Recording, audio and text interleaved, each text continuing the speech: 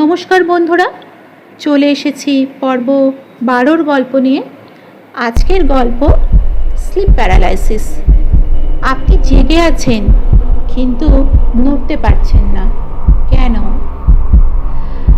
আপনি জেগে আছেন, চোখ খোলা, ঘরের সব কিছু দেখতে পাচ্ছেন, কিন্তু আপনি নড়তে পারছেন না, কথা বলতে পারছেন না, আর মনে হচ্ছে ঘরে আপনি একা নন। এটা কি কোনো অতিপ্রাকৃত শক্তি, নাকি আপনার নিজের মস্তিষ্কের খেলা? স্লিপ প্যারালাইসিস সাধারণত ঘটে ঘুম ভাঙার ঠিক আগের মুহূর্তে বা ঘুমোতে যাওয়ার সময়। আপনি পুরো সচেতন, কিন্তু শরীর সম্পূর্ণ স্থির।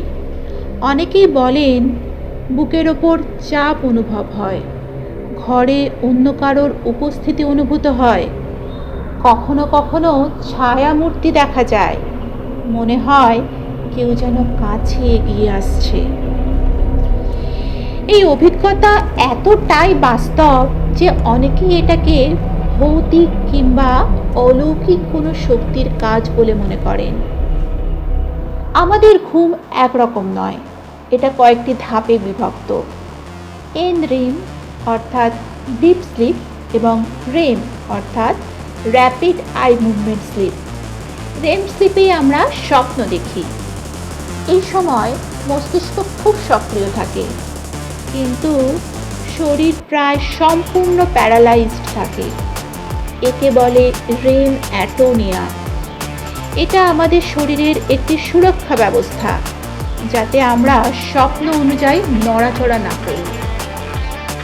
স্লিপ প্যারালাইসিস তখনই হয় যখন আপনার মস্তিষ্ক জেগে যায়, কিন্তু শরীর তখনও REM অ্যাটোনিয়াতে থাকে। অর্থাৎ আপনি জেগে আছেন, কিন্তু শরীর তখনও ঘুমের মোডে। এই মিসম্যাচটাই স্লিপ প্যারালাইসিস। সবচেয়ে ভয়ঙ্কর অংশ হলো হ্যালুসিনেশন।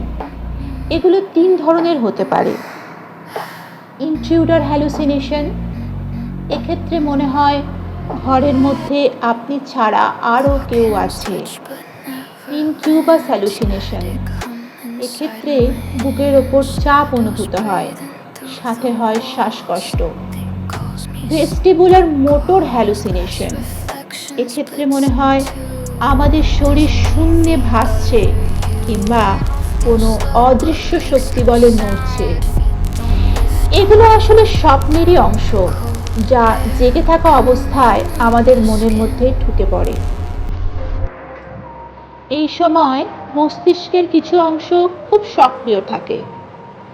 অ্যামিগডালা ভয় তৈরি করে আর ভিজুয়াল কর্টেক্স ছবি তৈরি করে, কিন্তু প্রিফ্রন্টাল কর্টেক্স, যেটা যুক্তি ও বিশ্লেষণের জন্য দায়ী, এই অবস্থায় সেটি পুরোপুরি সক্রিয় থাকে না। ফলে ভয় আর কল্পনা যুক্তির চেয়ে বেশি প্রভাব ফেলে। স্লিপ প্যারালাইসিস এত বাস্তব লাগে কারণ আপনি আংশিকভাবে জেগে থাকেন, ইন্দ্রিয়গুলো কাজ করে, কিন্তু মস্তিষ্কের যাচাই করার ক্ষমতা পুরো সক্রিয় থাকে না। ফলে যা দেখছেন তা সত্যি কিনা সেটা যাচাই করার সুযোগ পান না।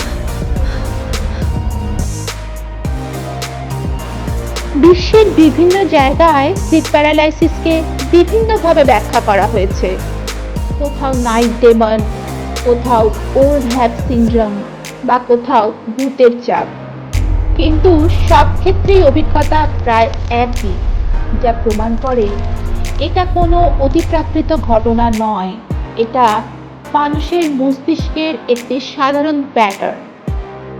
স্লিপ প্যারালাইসিস হওয়ার সম্ভাবনা বাড়ে যদি ঘুম অনিয়মিত হয়, অতিরিক্ত স্ট্রেস কিংবা অ্যাংজাইটি থাকে, স্লিপ ডিপ্রাইভেশন হয়, অথবা একটানা সোজা হয়ে কেউ শুয়ে থাকে। স্লিপ প্যারালাইসিসের সময় আপনি পুরোপুরি ঘুমের মধ্যে থাকেন না, আবার পুরো জেগেও থাকেন না। এটা একটা ইন বিটুইন স্টেট।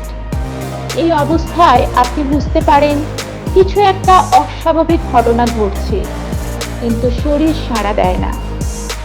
এই সময় সবচেয়ে গুরুত্বপূর্ণ বিষয় হলো প্যানিক না করা, কারণ ভয় পেলে মস্তিষ্ক হ্যালুসিনেশনগুলোকে আরও তীব্র করে তোলে। কিছু ক্ষেত্রে মানুষ চেষ্টা করলে আঙুল বা পায়ের পাতা সামান্য নাড়াতে পারে, চোখ ব্লিঙ্ক করতে পারে, অথবা শ্বাসের দিকে মন দিতে পারে।